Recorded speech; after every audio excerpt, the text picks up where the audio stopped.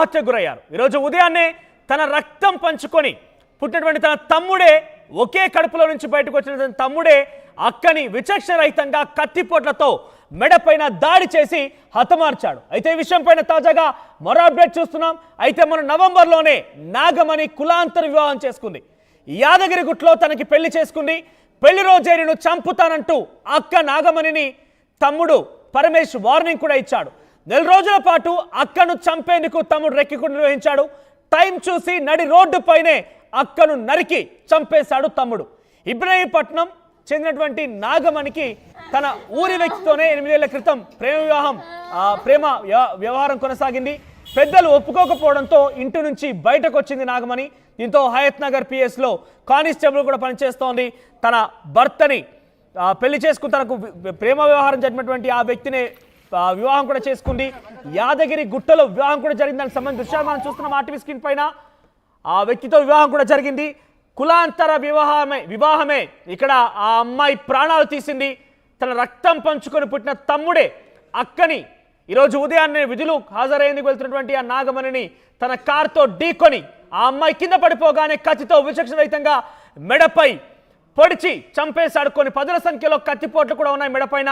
చాలా విచక్షణ రహితంగా ప్రవర్తించాడు అక్క పైన తమ్ముడు. ఒకసారి ఈ ఘటన పైన వారి కుటుంబీకులు కొంత ఆవేదన వ్యక్తం చేస్తున్నారు, రోధిస్తున్నారు. ఒకసారి ఆయన హస్బెండ్ మాట్లాడారు. ఆయన హస్బెండ్ ఏం మాట్లాడారో చూద్దాం.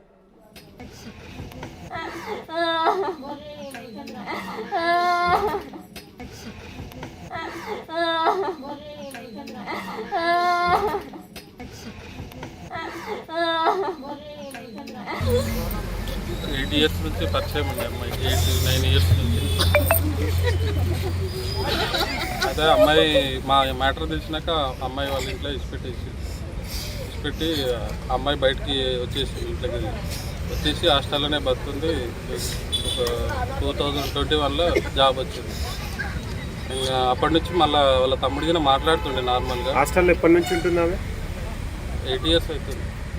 7-8 ఇయర్స్ నుంచి ఉంటుంది హాస్టల్. 4 ఇయర్స్ తర్వాత మళ్ళీ జాబ్ వచ్చింది. జాబ్ వచ్చిన తర్వాత మళ్ళీ వాళ్ళ ఇంట్లో అందరూ మాట్లాడారు నార్మల్గా. ఇంకా ఏమన్నా ఉంటే కింద మా పైసలు కింద చూసుకురు వాళ్ళు. అప్పటిదాకా వాళ్ళు ₹1 ఇవ్వలేదు వాళ్ళ ఇంట్లో ఈ అమ్మాయికి. మొత్తం నేనే ఉండి చదివించి అమ్మాయికి జాబ్ వచ్చినాక మళ్ళీ తర్వాతకి మొన్ననే 21లో జాబ్ వస్తే ఇప్పుడు చేసుకున్నాను. ఈ November 10th పెళ్ళి అయింది మాకు. ఇంకా ఆ రోజు నుంచి ఇక ఇట్లా అయిపోయింది.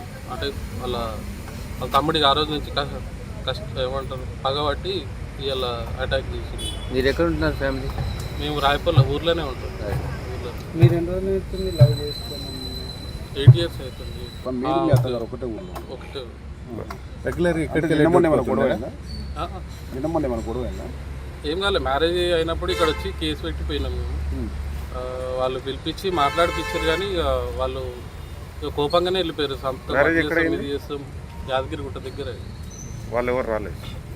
ఆ పెళ్ళికి అయితే ఎవరు రాలేదు. ఇక పెళ్ళి అయిన రోజు ఈవినింగ్ నైట్ వచ్చి ఇక్కడ కేసు పెట్టిపోయినాం.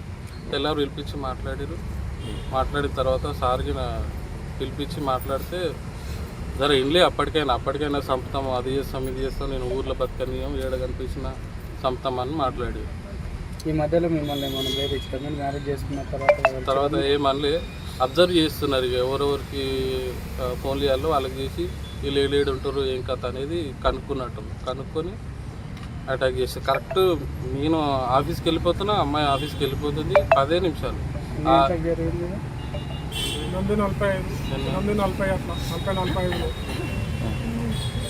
రోజు నిన్న సండే అని నిన్న వచ్చినాం ఊర్లోకి. సిటీలోనే ఉంటాం. November 10th అంటే ఒకే ఊర్లో ఉంటారా మీరు? మీ అత్తగారు ఒకటే ఊర్లో? ఒకటే రెగ్యులర్. అంటే నిన్న మొన్న ఏమైనా గొడవ అయిందా? ఏం కాలేదు. మ్యారేజ్ అయినప్పుడు ఇక్కడ వచ్చి కేసు పెట్టిపోయినాం మేము. వాళ్ళు పిలిపించి మాట్లాడిపించారు కానీ ఇక వాళ్ళు కోపంగానే వెళ్ళిపోయారు. ఇది చేస్తాం యాదగిరిగుట్ట దగ్గర. వాళ్ళు ఎవరు రాలేదు? ఆ పెళ్ళి అయిన రోజు ఈవినింగ్ నైట్ వచ్చి ఇక్కడ కేసు పెట్టిపోయినాం. తెల్లారు పిలిపించి మాట్లాడిన తర్వాత సార్కి పిలిపించి మాట్లాడితే జర ఇండ్లే అప్పటికైనా చంపుతాము, అది చేస్తాం ఇది చేస్తాం, నేను ఊర్లో బతకనియం, ఏడ కనిపించిన చంపుతామని మాట్లాడారు. ఈ మధ్యలో మిమ్మల్ని ఏమనలే అబ్జర్వ్ చేస్తున్నారు. ఇక ఎవరెవరికి ఫోన్ చేయాలో వాళ్ళకి చేసి వీళ్ళు ఏడేడు ఉంటారు ఏం కథ అనేది కనుక్కొని అటాక్ చేసి కరెక్ట్ నేను ఆఫీస్కి వెళ్ళిపోతున్నా, అమ్మాయి ఆఫీస్కి వెళ్ళిపోతుంది 10 నిమిషాలు. ఎన్ని గంటలకు జరిగింది? 8:45 అట్లా 44. సో ఇది తన భర్త చెప్తున్న మాటలు. నవంబర్ 10న వివాహమైంది. ఈరోజు డిసెంబర్ 2 అంటే కొన్ని రోజుల వ్యవధిలోనే నెల రోజుల పాటు ఎప్పుడైతే వివాహం జరిగిందో వివాహం తర్వాత తన తమ్ముడు తన కుటుంబం వచ్చి ఇక్కడ పరిధిలోనే కొంత కేసు కూడా ఫైల్ చేశారు. అప్పటి నుంచి కూడా హతమార్చేందుకు ప్రయత్నం చేస్తున్నారు. ఇక్కడ ప్రధానంగా మనం గమనిస్తే కులాంతర వివాహమే ఈ హత్యకు కారణం. ఏకంగా రక్తం పంచు పుట్టినటువంటి తమ్ముడే అక్కపై విచక్షణ రహితంగా కత్తితో గొంతుని కోసేసి చంపేశారంటే ఎంతటి దారుణ పరిస్థితికి ఒడిగట్టాడు తన తమ్ముడు మాత్రం అర్థమవుతోంది.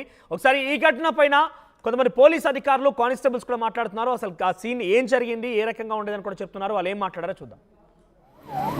ఈరోజు రాయపూల్ లిమిట్స్లో ఒకటి ఉమెన్ని హత్య చేయడం జరిగింది. ఈ అమ్మాయి వచ్చేసి 2020 బ్యాచ్ కానిస్టేబుల్ హయత్నార్ పోలీస్ స్టేషన్లో విధులు నిర్వహిస్తుంది. రీసెంట్గా వాళ్ళది రాయపూల్ విలేజ్ సంబంధించిన అతన్ని శ్రీకాంత్ అనే అతన్ని లవ్ మ్యారేజ్ చేసుకోవడం జరిగింది. చేసుకున్న తర్వాత వాళ్ళు వచ్చే హయత్నార్లో ఉంటారు. నిన్న హాలిడే అని ఇక్కడికి రావడం జరిగింది. ఇప్పుడు మార్నింగ్ డ్యూటీ పోయే సమయంలో అన్నోన్ పర్సన్ వాళ్ళ ఫ్యామిలీ రిలేటెడే అయి ఉండొచ్చు. వాళ్ళ బ్రదర్ని అనుమానిస్తున్నాము. ఫర్దర్గా వాళ్ళ బ్రదర్ని పట్టుకున్నాక దాని ఇన్వెస్టిగేషన్ మళ్ళీ కంప్లీట్ చేస్తామండి. ఇప్పుడు అమ్మాయి హయత్నార్ పోలీస్ స్టేషన్లో పనిచేస్తుంది. కత్తితోటి మెడ మీద నరికి చంపేసారు. ఫర్దర్గా పోస్ట్ మార్టం అవన్నీ అయిపోయినాక ఫర్దర్గా డీటెయిల్స్ అప్డేట్ చేస్తాం.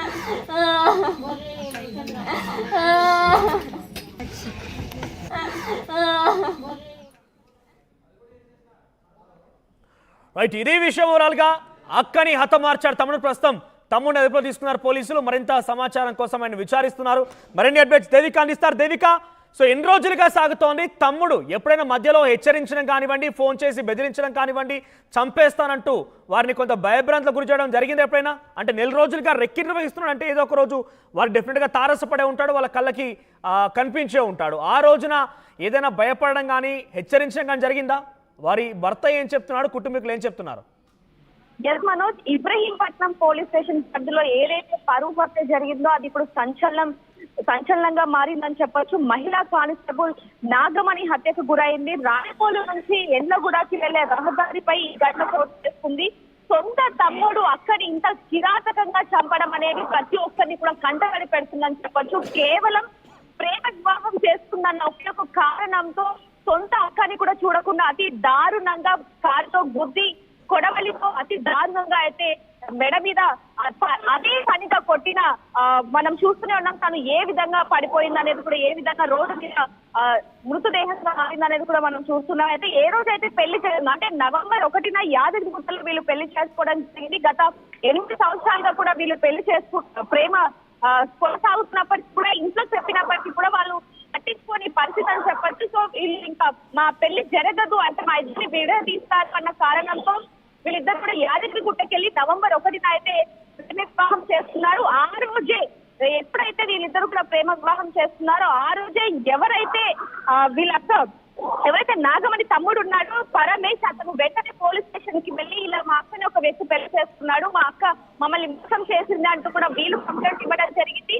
ఆ రోజే ఎవరైతే నాగమణి భర్త ఉన్నాడో అతన్ని హెచ్చరించడం కూడా జరిగింది. నువ్వు మా అక్కని పెళ్లి చేసుకున్నావు, మా పరుగు నీ వల్ల ఏదో ఒక రోజు నీ ప్రాణాలు తీస్తారు అంటూ కూడా గట్టిగా వార్నింగ్ ఇచ్చాడంటూ కూడా మనకి తెలుస్తోంది. ఆ వీడియోలో నాగమణి భర్త కూడా చెప్పడం జరిగింది. అప్పటి నుంచే వీళ్ళ మీద కోపంతో రగిలిపోతున్నాడని చెప్పొచ్చు నాగమణి తమ్ముడు. తల్లిదండ్రులతో అప్పటికి వీళ్ళిద్దరు కొంచెం సన్నిహితంగానే ఉన్నట్టుగా కూడా తెలుస్తుంది.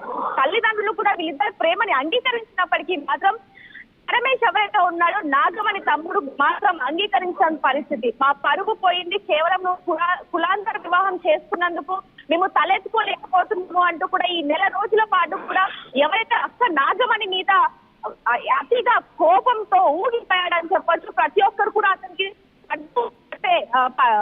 సర్దు చెప్పినప్పటికీ కూడా వివాహం అయిన తర్వాత ఏ రోజైనా అక్కడ నాగమణి కుటుంబీకులు కానీ, నాగమణి తల్లిదండ్రులు కానివ్వండి, వారి అన్న కానివ్వండి, తమ్ముడు ఎవరైతే ఉన్నారో ఆయన హెచ్చరించాడా, చంపేస్తాను బెదిరించాడా, ఆ బెదిరింపుల పైన పోలీసులు కంప్లైంట్ చేశారు నాగమణి కానివ్వండి, తన భర్త కానివ్వండి. ఎందుకంటే ఈరోజు ఇంతటి పరిస్థితి దారి తీసిందంటే ఒక్క రోజులో ఏదో నిర్ణయం తీసుకునేది కాదు. నెల రోజులుగా రెక్కి నిర్వహిస్తుంటే ఏదో ఒక రోజు వాళ్ళ కంటపడే ఉంటాడు. ఈ సందర్భంలో వాళ్ళు పోలీసులకు ఫిర్యాదు చేశారా కనీసం? ఎస్ మనోజ్, ఏ రోజైతే పెళ్లి జరిగిందో ఆ రోజు నాగమణి తమ్ముడు పరమేశ్ ఎవరైతే ఉన్నారో అతను బెదిరించినప్పటికీ కూడా పోలీసుల ముందే బెదిరించాడంటూ కూడా మనకి కొన్ని విషయాలు తెలియడం జరిగింది. ఆ రోజే వీళ్ళు గనక ఎలక్ట్ అయ్యి ఉంటే గనక ముందుగానే కంప్లైంట్ ఇచ్చి ఉంటే గనక బాగుండేది అంటూ కూడా ఇక్కడ కొంతమంది స్థానికులు చెప్పడం జరుగుతుంది. ఆ రోజే అంటే ఏ రోజు నుంచి ఎప్పటి నుంచి అయితే వీళ్ళు ప్రేమ వీళ్ళిద్దరి మధ్య కొనసాగుతుందని తెలిసిందో అప్పటి నుంచి కూడా ఇతను కక్ష పెట్టుకున్నట్టుగా తెలిసింది. కానీ ప్రేమ కాబట్టి వదిలేశాడు. ఏ రోజైతే అంటే నవంబర్ 1న యాదగిరిగుట్టలో ఎప్పుడైతే పెళ్లి జరిగిందో ఆ రోజు నుంచి ఇంకా ఇతని మీద ఎవరైతే నాగమణి భర్త మీద కక్ష పెట్టుకున్నాడో ఒకసారి 2-3 సార్లు హెచ్చరించాడు అనే విషయాలు కూడా తెలుస్తుంది. అప్పుడే కనుక వీళ్ళు జాగ్రత్త పడి ఉంటే ఈ రోజు నాగమణికి ఇలాంటి పరిస్థితి వచ్చేది కాదు అంటూ కూడా చుట్టుపక్కల వాళ్ళు చెప్పడం జరుగుతుంది.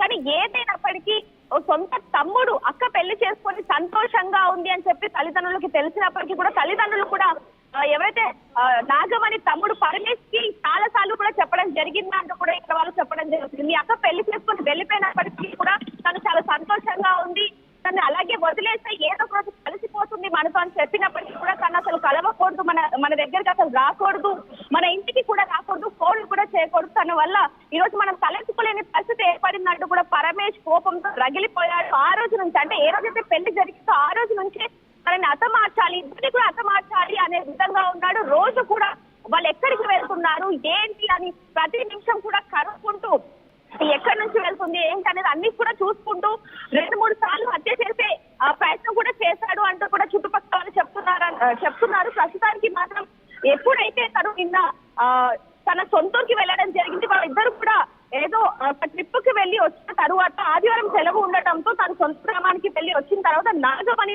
వెంట పడి కారుతో ఢీ కొట్టి తనతో పాటు కొడవలితో అతి దారుణంగా గొంతు మీద అసలు చెప్పలేని పరిస్థితి అని చెప్పొచ్చు మనోజ్. అతి దారుణంగా సొంత అక్కని కూడా చూడకుండా క్రూరంగా హత్య చేశాడు. దీని మీద పోలీసులు కూడా ఇంకా విచారణ చేపడుతున్నారు. పోలీసులు అతన్ని అదుపులోకి తీసుకుని విచారణ చేపడుతున్నారు. అసలు ఏంటి, నువ్వు ఎందుకు హత్య చేస్తావు, నిజంగానే పరువు హత్య అంటే పరువు పోయిందన్న ఉద్దేశంతో కులాంతర వివాహం చేస్తుందన్న విషయమా లేకపోతే ఏ ఇతర కారణాలు ఏమన్నా ఉన్నాయా అనే విషయాలు కూడా తెలుసుకునే ప్రయత్నం చేస్తున్నారు. మనం ఇంకొద్ది సేపట్లో పోలీస్ స్టేషన్కి వెళ్ళి మిగిలిన తెలుసుకునే ప్రయత్నం చేద్దాం. రైట్ దేవిక, సో మొత్తం మీద వివాహం జరిగి పూర్తిగా 4 రోజులు కానేలేదు, కానీ అంతలోనే తిరిగి రాని లోకాలకు వెళ్ళిపోయింది ఆ అమ్మాయి. నాగమణి హయత్ నగర్ పోలీస్ స్టేషన్లో కానిస్టేబుల్గా పనిచేస్తోంది, విధులు నిర్వహిస్తోంది. ఈరోజు రోజులో భాగంగానే ఈరోజు కూడా విధి నిర్వహణకు వెళ్తున్న క్రమంలోనే తన తమ్ముడు అప్పటికే రెక్కి నిర్వహిస్తున్నాడు. 4 రోజులుగా కులాంతర వివాహం చేసుకుని తన అక్క తన పరువు పోయిందని భావించిన తన తమ్ముడు ఎట్టి పరిస్థితుల్లో కూడా ఊకునేది లేదు. తన అక్కని హతమార్చాలి నిర్ణయం తీసుకొని 4 రోజులుగా రెక్కి నిర్వహిస్తూ ఈరోజు ఉదయాన్నే మాటు వేశాడు. ఆ అమ్మాయి స్కూటీ పైన వెళ్తున్న సమయంలో తన కారుతో ఆ స్కూటీని ఢీకొట్టి ఆ అమ్మాయి కింద పడిపోగానే తన వెంట తీసుకున్నటువంటి ఆ కత్తితో ఆ అమ్మాయి గొంతును కోసేసి విచక్షణరహితంగా దాడి చేసి ఆ అమ్మాయిని చంపేశాడు. అయితే పరువు హత్య ఇంతటి పరిస్థితి దారితీస్తుందా? ఇంకా కూడా పరువు, కులం, మతం అనే సిచ్యువేషన్ ఉందా? ఈ రోజుల్లో కూడా ఇంకా పరువు హత్యలు జరుగుతున్నాయంటే సమాజం ఎట్టిపోతుందో అర్థం చేసుకోండి. ఏకంగా తన రక్తం పుంచుకొని పుట్టినటువంటి తమ్ముడే అక్కని ఈ రకంగా హతమార్చాడంటే ఎటువంటి పరిస్థితి దారితీసింది అక్కడ, ఏ రకంగా అక్కడ సిచ్యువేషన్ నెలకొందో మనం చూడొచ్చు. 8 ఏళ్లుగా వారిద్య ప్రేమార్యం కొనసాగుతోంది. సో 8 ఏళ్ల తర్వాత ఇటీవల 2021లోనే ఆ అమ్మాయికి కానిస్టేబుల్గా ఉద్యోగం కూడా వచ్చింది. సో 3 ఏళ్ల తర్వాత ఉన్న 10 రోజుల క్రితమే అంటే నవంబర్ 10వ తేదీన యాదగిరిగుట్ట సమీపంలో వివాహం కూడా చేసుకున్నారు. అమ్మాయి తరపున బంధువులు కానీ తల్లిదండ్రులు ఎవరు కూడా రాలేదు వివాహానికి. కేవలం అమ్మాయిని తీసుకెళ్లి ఆయన వివాహం చేసుకున్నాడు. ఆ రోజు నుంచి కూడా కేసులు పెట్టడం, పదే హెచ్చరించడం, భయభ్రాంతులకు గురి చేయడం జరుగుతోంది. కానీ అదంతా కూడా ఏం కాదునట్టుగా తేలికపాటి కొట్టిపారేశారు. అందులో భాగంగానే చాలా తేలికపాటిగా రోజులాగా విధులకు వెళ్తున్నటువంటి ఆ నాగమణిని 4 రోజుల పాటుగా రెక్కి నిర్వహించిన తన తమ్ముడే, రక్తం పంచుకొని పుట్టిన తన తమ్ముడే రెక్కి నిర్వహించి అమ్మాయిని, ఆ అక్కని హతమార్చే ప్రయత్నం చేశాడు. సో కొంత సంచలనంగా మారింది. హైదరాబాద్ నగర శివారులో జరిగింది ఈ ఘటన. కొంత ఆ కుటుంబం కానివ్వండి, ఆ భర్త కూడా చాలా పెద్ద ఎత్తున రోధిస్తూ ఉన్నాడు. 4 రోజులు పూర్తవక మునిపే పరువు హత్య పేరిట ఆ అమ్మాయి ప్రాణాలు కోల్పోవడం అనేది చాలా బాధాకరం అంటూ చూసేవారంతా కూడా చెప్తున్నారు. ఇంకా కూడా పరమేశ్ని పోలీసులు విచారిస్తున్నారు.